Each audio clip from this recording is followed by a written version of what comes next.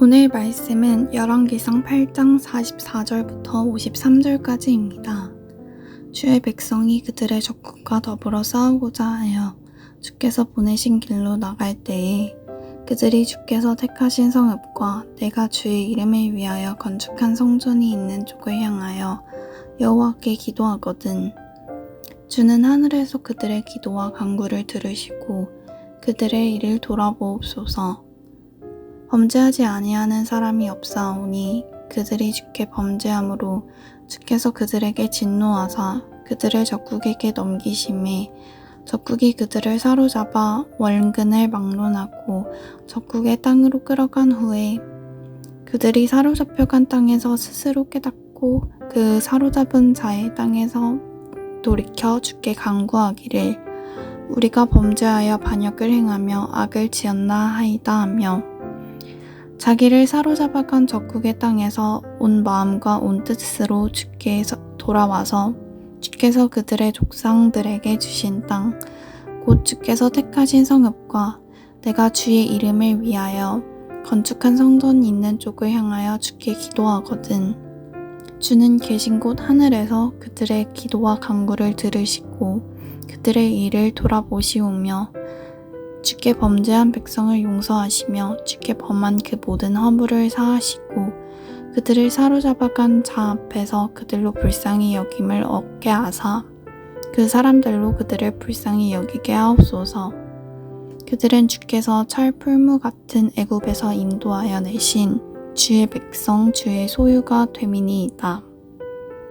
원하건대 주는 눈을 들어 종의 간구함과 주의 백성 이스라엘의 간구함을 보시고 주께 부르짖는 대로 들으시옵소서. 주 여호와여, 주께서 우리 조상을 애굽에서 인도하여 내실 때에 주의 종 모세를 통하여 말씀하심 같이 주께서 세상 만민 가운데에서 그들을 구별하여 주의 기업으로 삼으셨나이다. 아멘.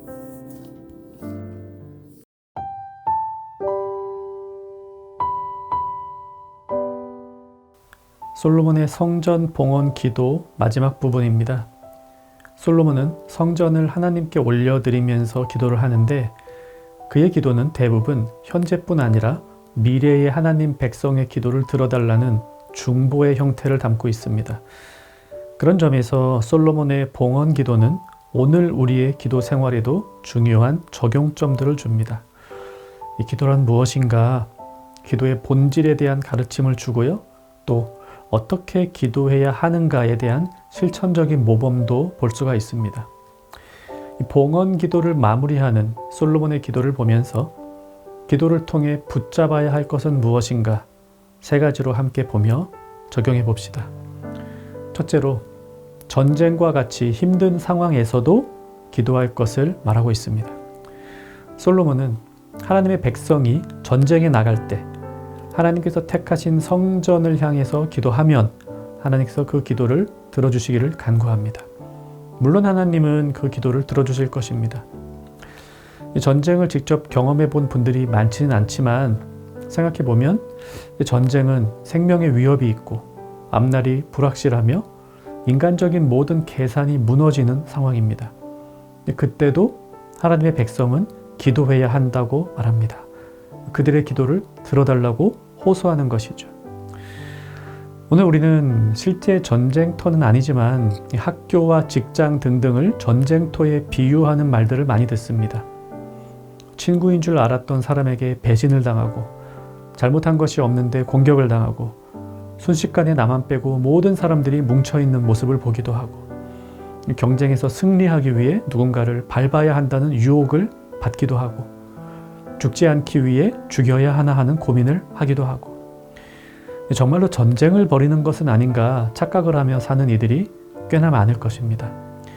삼국지나 손자병법 같은 책들이 영원한 베스트셀러가 되는 이유이기도 하겠죠.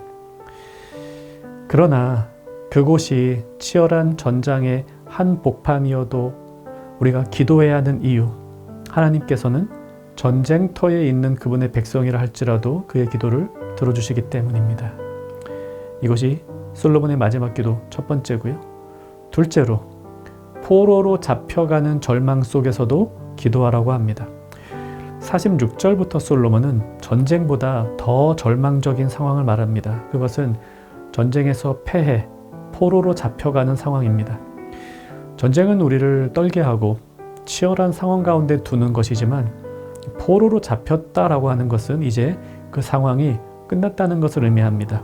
그런데 우리에게 좋지 않은 쪽으로 끝난 것이죠. 그래서 포로로 잡혀가는 것입니다. 모든 것을 잃어버렸을 때, 때로는 하나님과의 관계조차 단절된 것 같은 그런 상황을 경험할 때가 가끔 있습니다. 주위를 아무리 둘러봐도 아무도 없는 것 같은 경험. 하지만 솔로몬은 포로로 잡혀간 자들의 기도도 들어달라고 하나님께 호소합니다. 하나님은 물론 포로들의 기도도 들으십니다. 절망 속에 쓰러져 있더라도 우리가 기도해야 하는 이유입니다. 하나님께서 우리의 기도를 들어주시기 때문입니다. 마지막 세 번째로, 이것이 결국 우리 기도의 처음이자 끝인데요. 그것은 하나님의 언약의 신실함을 기억하며 기도하라는 것입니다. 기도를 마무리하며 솔로몬은 하나님께서 애굽에서 그의 백성을 건지셨던 분임을 상기합니다. 애굽에 있던 백성들이 뭔가를 잘해서 하나님께서 구원해내신 것이 아니었습니다. 그것은 하나님께서 이미 전부터 약속하셨던 것입니다.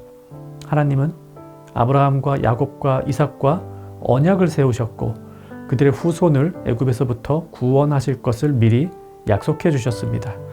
그리고 때가 되어 아브라함의 후손들이 애굽에서 고생할 때 하나님의 언약을 기억하시고 그들을 구원해 내셨습니다. 하나님이 신실하시다고 고백할 때의 의미는 그분은 자신의 약속을 지키신다라고 하는 의미입니다. 기도를 마무리하면서 하나님께서 언약에 신실하신 분이다라고 하는 사실을 말하는 것은 우리의 기도가 하나님의 약속에 기대어 기도하는 것이다라는 것을 상기시켜 줍니다. 우리는 하나님께 기도하면서 무언가를 요청할 만한 그런 자격이 있는 사람들이 아닙니다. 그래서 우리는 내가 기도합니다 라면서 내 이름으로 기도를 올려드리지 않습니다. 우리 주 예수 그리스도의 이름으로 하나님께 기도합니다. 성자 예수님께서 우리를 구원하신 그 십자가를 기억하시면서 하나님은 우리의 기도를 들어주시기 때문입니다. 우리의 공로로 하나님께 기도하는 것이 아니라 예수님의 공로로 하나님 아버지께 기도합니다. 그 사실을 잊지 말아야 합니다. 기도는 처음부터 끝까지 예수님의 은혜 때문에 이루어지는 시간입니다. 이 하나님의 신실하심을 상기하며 기도하라는 말을 오해해서는 안 됩니다. 하나님, 약속 잘 지키는 분이죠? 그러니까 이번에 나 이거 도와주셔야 됩니다. 이런 말을 하는 게 아닙니다. 우리가 하나님께 기도할 수 있는 것은 그분이 그리스도 안에서 우리와 하신 구원의 약속, 자녀됨의 약속, 영생의 약속, 이런 약속을 잘 지키는 분이라는 사실을 기억하고 기도하라는 것입니다. 결국 핵심에는 예수 그리스도의 은혜가 있습니다. 이렇게 솔로몬의 기도는 세 가지로 마무리됩니다. 전쟁과 같은 어려운 상황에서도 기도합시다. 포로로 잡혀가는 절망의 순간에도 기도합시다. 언약에 신실하신 하나님의 은혜 때문에 기도할 수 있음을 늘 감사하며 기도합시다. 말씀 생각하며 기도하겠습니다. 전쟁터에서도 절망 속에서도 기도하게 하소서. 또 우리의 기도를 들으시고 응답하시는 하나님의 신실하심에 감사하며 감사 기도를 올려드립시다.